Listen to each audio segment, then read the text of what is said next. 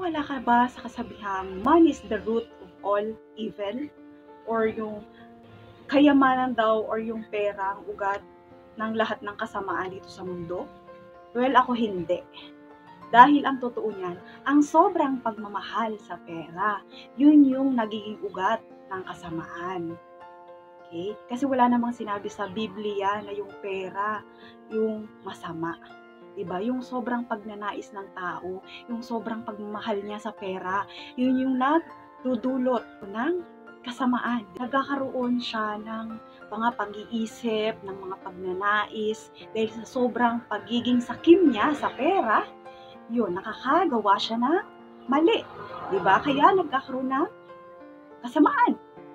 Diba? Ginagamit niya yung pera para gumawa ng mali. So, yun yung pinagkaiba. Diba? Huwag nating sisihin yung pera na ayoko magkapera kasi baka maging masama ako. huwag natin isisi sa pera. Diba? Hindi masamang magkaroon ng maraming pera. Nasa tao yan kung papaano niya gagamitin yung pera. Gagawa ba siya ng masama para dun sa pera? O gagamitin niya yung pera para makagawa ng mabuti? Diba? So, yan yung pag-uusapan natin ngayon. So, hi guys! Welcome back sa YouTube channel. And sa mga bago pa lang po, ako nga po pala si Marian. And yun, so for today's video, ang topic na natin is about pera. So, first is Happy Love Month muna sa inyo lahat dahil nga February na. So, malapit na mag-Valentine's Day. And usong-uso na naman yung bigayan ng mga bouquet, na chocolates, diba, flowers. So yung iba dyan, magbibigay ng mga marahil, magbibigay ng money bouquet. So, diba, sa mga pinagpala dyan, medyo maraming pera, diba? Nakakaangat sa buhay, diba?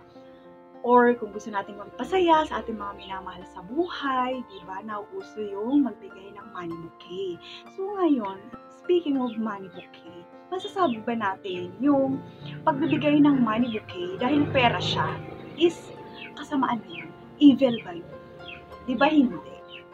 Kung tutuusin, nakapagbigay nga siya na maganda, diba? Nakapagbigay siya ng kasiyahan dun sa taong nabigyan nun. Diba? Kumbaga, ginamit niya yung pera para makapagbigay ng saya, ng ngiti sa isang tao. So, hindi totoo na yung pera ay ugat ng kasamaan. Yung sobrang pagnanais mo dun sa pera, yun yung magiging ugat ng kasamaan. Diba?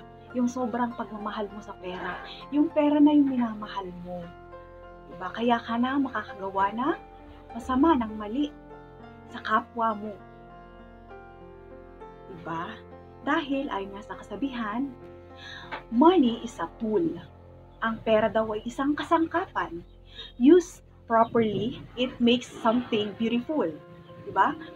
Pag ginamit mo sa tama, makakabuo siya. Makakapagdulot siya na maganda, ng masaya. Diba? Used wrong, it makes a mess. So, pag ginamit mo siya sa mali, or pag gumawa ka ng mali, dahil lang dito sa pera, anong mangyayari? Gugulo yung mundo mo. Diba? So, wag nating hahayaan na kontrolin tayo ng pera. Dahil yung pera, walang isip yan. Wala siyang kakayahan na sabihin sa'yo na ako gamitin mo ko sa tama. Dahil tayo yung mga tao, tayo yung may isip, tayo yung may alam, tayo yung may muwang.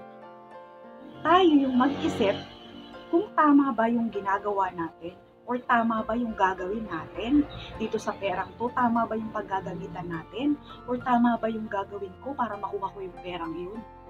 Diba? So, hindi natin dapat isisi sa bagay, sa kasangkapan na wala namang isip, wala namang muwang. Diba? Dahil ako personally, nai-stress ako.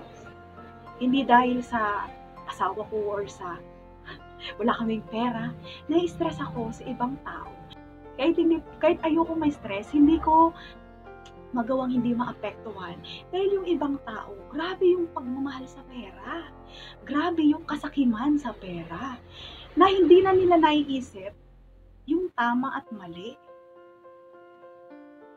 Kaya ka nga binigyan ng Diyos ng pag-iisip, diba, ng puso, para maisipan mo kung tama ba yung ginagawa mo at para madama mo dyan sa puso mo kung meron kang masasaktan na ibang tao yan sa ginagawa mo. Diba? So, ito yung gusto kong sabihin, na kahit sino mang tao, walang mangyayaring maganda, walang madudulot na maganda sa'yo yung pagiging sakim mo sa pera. Diba? Yes, oo. Lahat gusto nating yumaman, gusto nating mabili. Lahat gusto nating bilhin. Lahat gusto nating makamit, diba? Gusto nating magkaroon ng magandang bahay. Pero, hindi mo yan magagawa or hindi yan ibibigay sa iyo ni Lord. Hindi ka magiging masaya sa buhay mo kung galing sa kasamaan yung perang ginamit mo dyan. Yes, nagpatayo ka ng bahay. Kung galing yan sa masama, mamubuhay ka ba ng masaya? Diba? Anong dapat nating gawin? Magsumikap. Diba?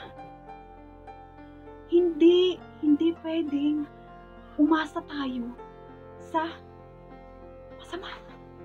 Diba? Oo, instant nagkurong ka ng pera dahil hindi ka napagod. Pero anong kapalit niyan? Hindi ka niyang papatahimikin dahil totoo ang karma. Hindi man yan mangyayari sa'yo agad-agad, pero mangyayari sa'yo yan.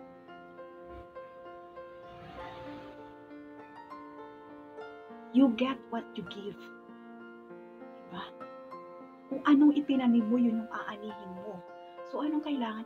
Magtanim tayo ng kabutihan. Diba? Huwag tayo masyadong greedy, huwag tayo masyadong magyabang kung wala naman talaga tayong ipagyayabang. Ako, emotional ako ngayon kasi nagagaling to dito sa puso ko. May gusto akong taong pagsabihan na pwede ba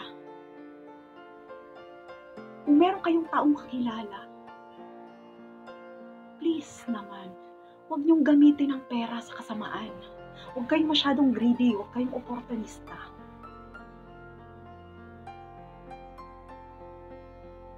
Napakasarap mabuhay na wala kang inaagrabyadong tao. Napakasarap mabuhay na wala kang inaapakang ibang tao.